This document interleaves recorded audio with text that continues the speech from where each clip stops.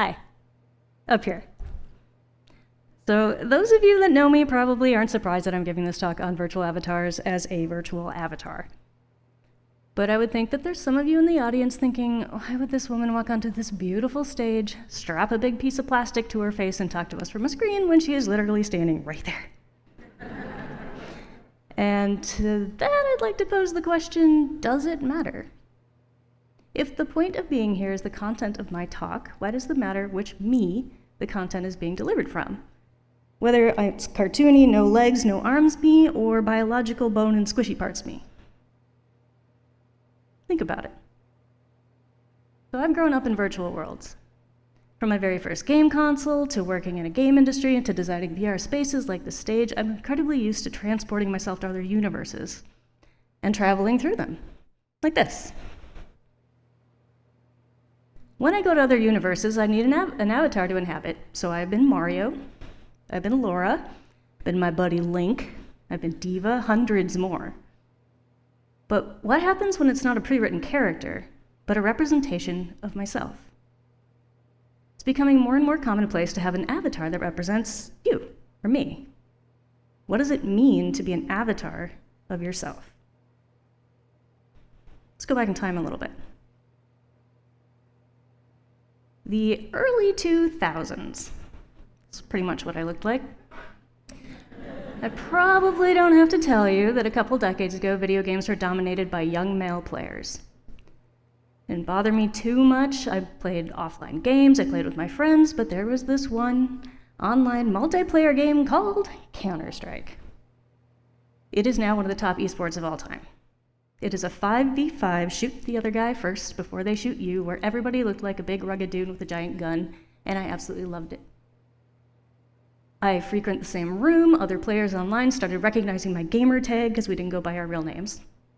We formed a little community, but we would type to each other about the game or movies or whatever. And then enter a little program called TeamSpeak.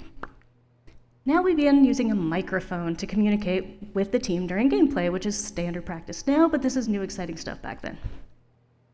So I ran over to Best Buy, I picked out my first headset, ran home, got on my computer, logged in, became my avatar, started up the game, called out where I was going, headed to tunnel, and everyone stopped on the screen.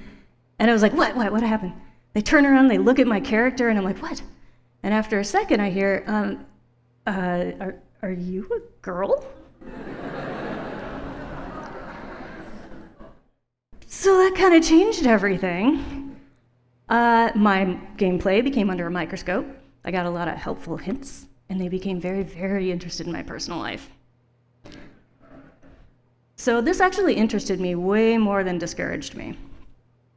As a voiceless Counter-Strike player, I was completely equal to all the other voiceless Counter-Strike players.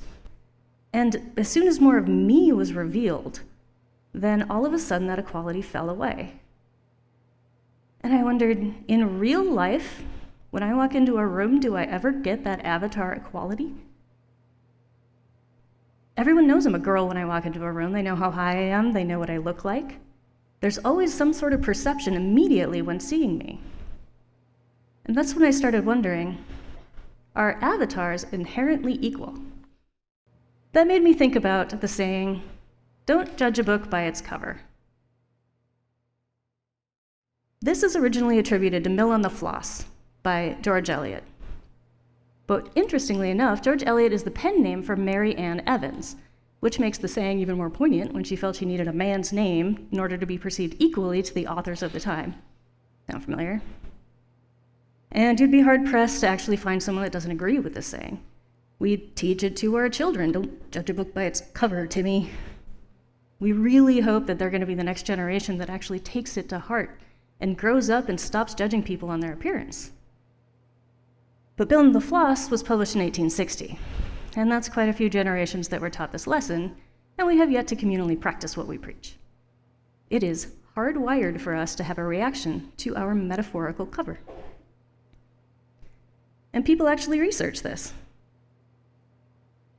In fact, it's often referred to as direct person perception. Please have a seat. Sounds Pretty straightforward, right? I'm a human, you're a human, we meet each other, we directly perceive what you look like, and that perception then kind of forms a judgment. That judgment can end up being a stereotype. They end up being based on outward gender, on age, on skin color, on height, on weight. But when we're trying to be aware of these perceptions, most of us still fall right into that trap. In fact, it's been argued that when meeting someone for the first time, noticing these traits and letting them dictate perception is unavoidable. But what if, in the future, meeting each other in avatar form and many other non-biological ways, this is avoidable? Let's check the future. Let's find out.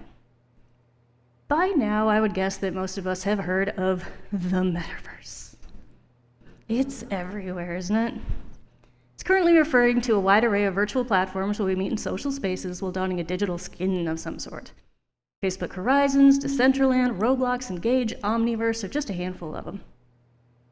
These platforms are growing in popularity, functionality, accessibility, affordability by the day, and they're no longer just fun and experimental.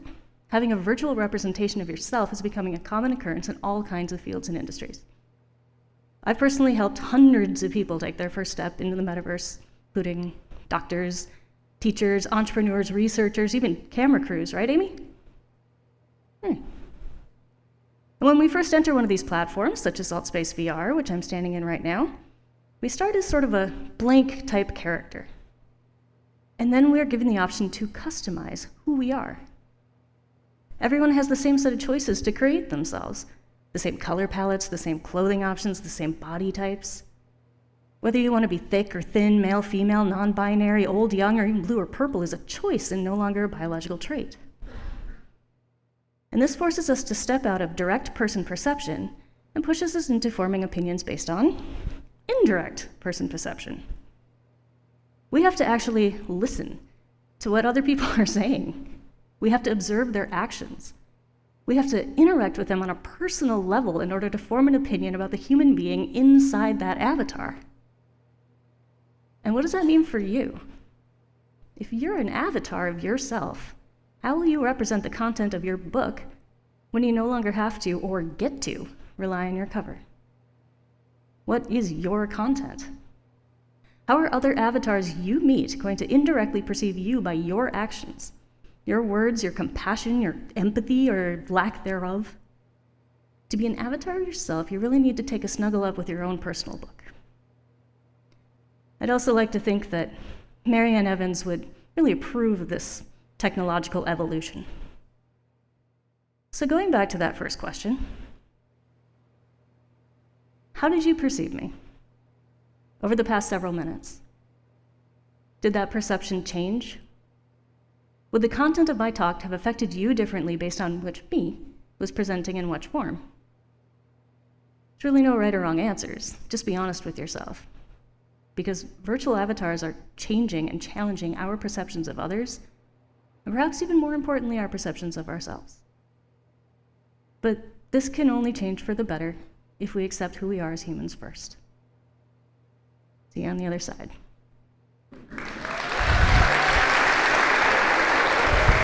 Yay!